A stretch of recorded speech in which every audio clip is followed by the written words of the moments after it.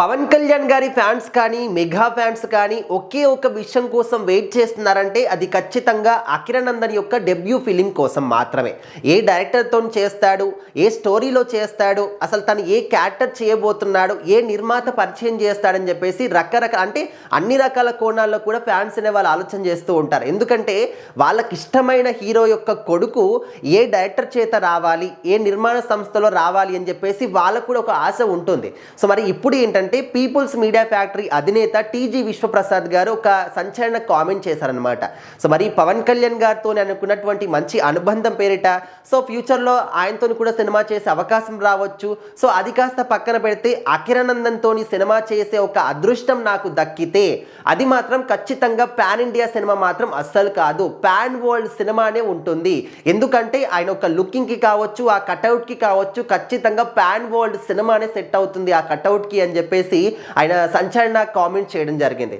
So ఆ తర్వాత ఖచ్చితంగా ఇప్పుడు పవన్ కళ్యాణ్ గారి గురించి అయినా కొంతమంది పాజిటివ్గా మాట్లాడతారు, చాలామంది నెగిటివ్గా మాట్లాడతారు. సో మరి అఖిరానందన్ గురించి మాత్రం పవన్ కళ్యాణ్ గారి గురించి నెగిటివ్గా మాట్లాడే వాళ్ళు కూడా పాజిటివ్గా మాట్లాడతారు. ఎందుకంటే ఆయన లుకింగ్ కావచ్చు, కటౌట్ కావచ్చు ఆ రేంజ్లో ఉన్నాయి. మనము ప్రభాస్ గారిని ఏ విధంగా ఊహించుకుంటామో ఆ రేంజ్లో అఖిరానందన్ ఊహించుకోవచ్చు. అంత మంచి లుకింగ్ అనేది ఆయనకు ఉందన్నమాట. ఖచ్చితంగా ఇది మాత్రం హీరో మెటీరియలేరా బాబు అని చెప్పేసి అందరూ కూడా అనుకునే రేంజ్లో ఉంటాడు. సో మరి ఆయన డెబ్యూ ఫిలిం కోసం మాత్రం చాలామంది చాలా ఈగర్గా వెయిట్ చేస్తున్నారు. సో మరి పవన్ కళ్యాణ్ గారి సినిమానే రీమేక్ చేయాలని చెప్పేసి కొంతమంది అంటుంటే, ఇద్దరూ కలిసి ఒకే సినిమాలో కనిపించి మాకు పండగ అంటే మా కళ్ళకి పండగ వాతావరణం చూపించాలని చెప్పేసి కొంతమంది అనుకుంటారు.